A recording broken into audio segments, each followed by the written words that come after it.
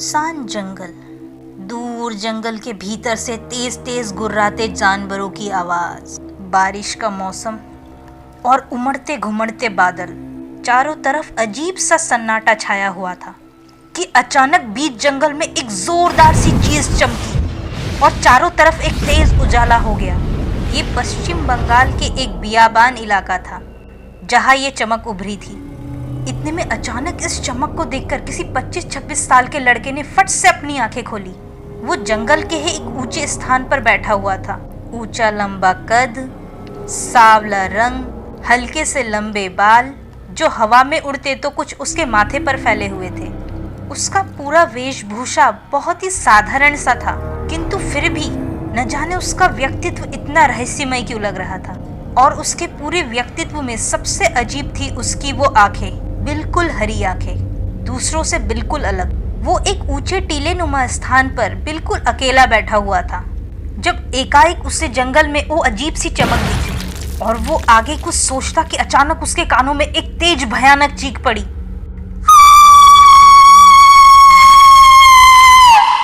ये चीख सुनते ही लड़का धक्क सा रह गया और बिना कुछ सोचे तेजी से उस चीख की तरफ भागा और चिल्लाया, कौन है? आवाज दो मुझे।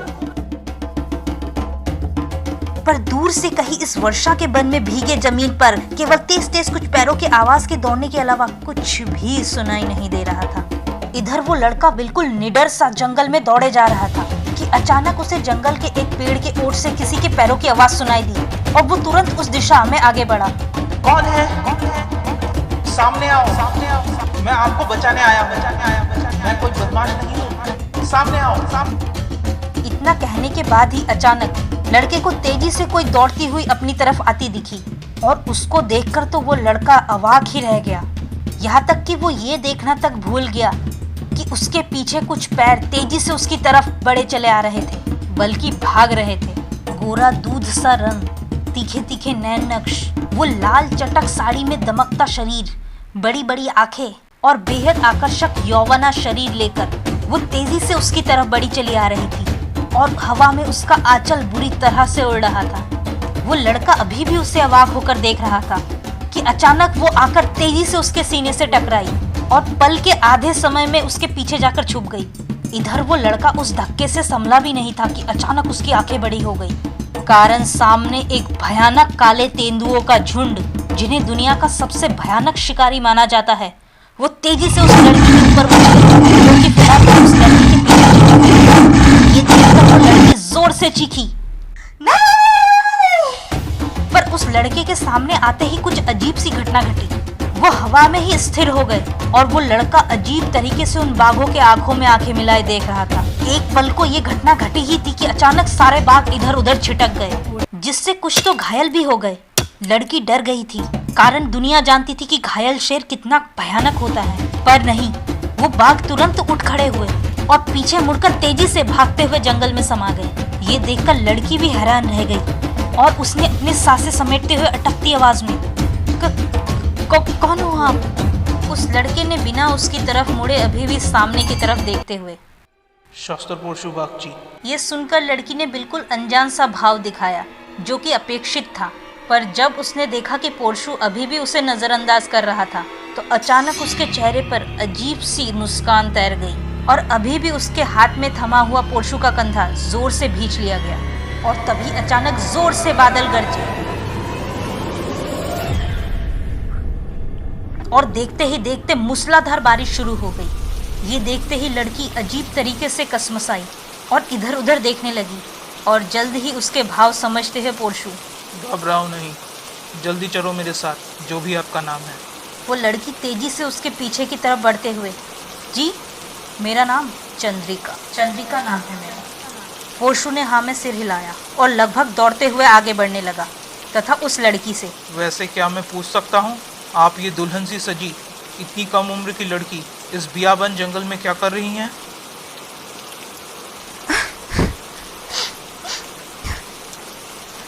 वो आज मेरी शादी थी, पर पास के जंगल के कुछ गुंडों ने बारात आने से पहले ही मुझे घर से पोर्शु थोड़े हैरानी से, पर किसी ने रोका नहीं उन्हें? यहाँ ये कहना सही होगा कि कोई रोक नहीं पाए, सभी उनसे डरते हैं। ठीक है, उधर बाई तरफ। थोड़ी देर बाद भरी बारिश में गुफा के भीतर का दृश्य।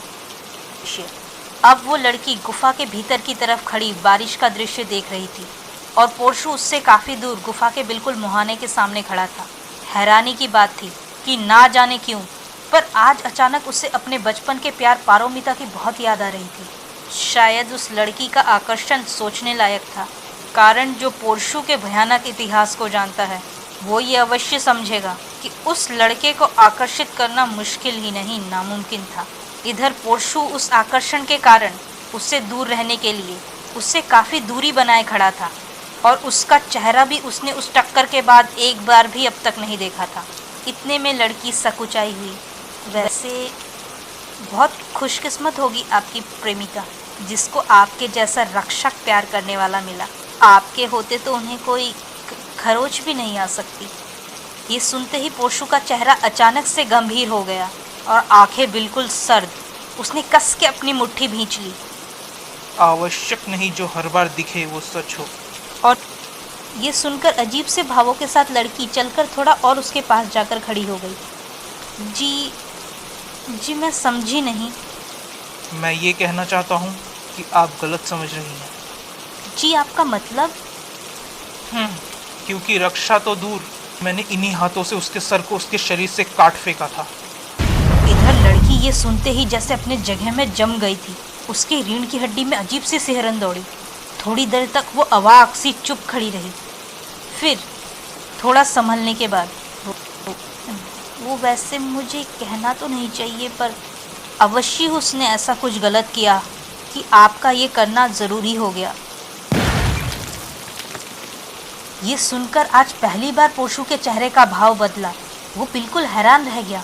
उसने सपने में भी नहीं सोचा था कि कोई उसकी सच्चाई को यूँ सकारात्मक ढंग से लेगी, कि उसका लड़कियों को खुद से दूर रखने का ये तरीका कभी ऐसे चारों खाने चित होगा। वो उसकी तरफ मुड़ने से खुद को रोक ना पाया और उसने तुरंत मुड़कर उसकी तरफ देखा। वो अब उसके काफ़ी पास खड़ी थी। बाप रे, सच में वो बला की खूबसूरत थी। उसकी भूरी आंखें पोर्शु के द्वारा जलाए मशाल की रोशनी में झिलमिला रही थी। उसके सारे बाल गीले हो चुके थे, जो उसकी खूबसूरती में चार चांद लगा रहे थे, और उससे टपकते पानी की बूंदें उसके साड़ी को भिगो रही थी। उसका चेहरा बेहद मासूम और खूबसूरत था। पोर्शु को अपनी तरफ देखते हुए वो लड़की अजीब से कसमसाई और हल्की सी और सिमट गई। उसको देखकर जैसे पोर्शु का दिमाग भी बंद होता जा रहा था कि इतने में एक जोरदार बिजली कड़की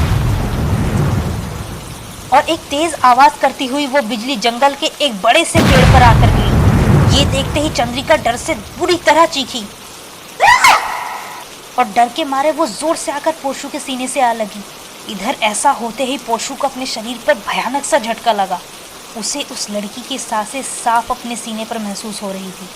धीरे धीरे उस लड़की के हाथ पोर्शु के मजबूत बदन पर कसते जा रहे थे। वो लड़की अजीब तरीके से सिहरा और कांप रही थी। ठंड के मारे उसका बदन बुखार से तप रहा था। वो भी खुद को ना रोक अचानक और उसका भी हाथ उसके ऊपर जोर से कस गया। इधर चारों तरफ अब पहले से भी तेज बारिश होने लगी और उधर पोर्शु के साथ एक भयानक तबाही आकार लेने लगी। इधर पोर्शु इस समय ऐसे भावनाओं के साथ जुड़ा हुआ था कि उसे पता तक नहीं चला कि अब इस घटना के साथ न जाने कौन कौन सी भयानक शक्तियाँ अस्तित्व में आने वाली थी। तो क्या होगा इस घटना के आगे, क्या करेगा इसके आगे पोर्शु, जानने के लिए देखिए सावधान पोर्शु, आ रही है चंद्रिका।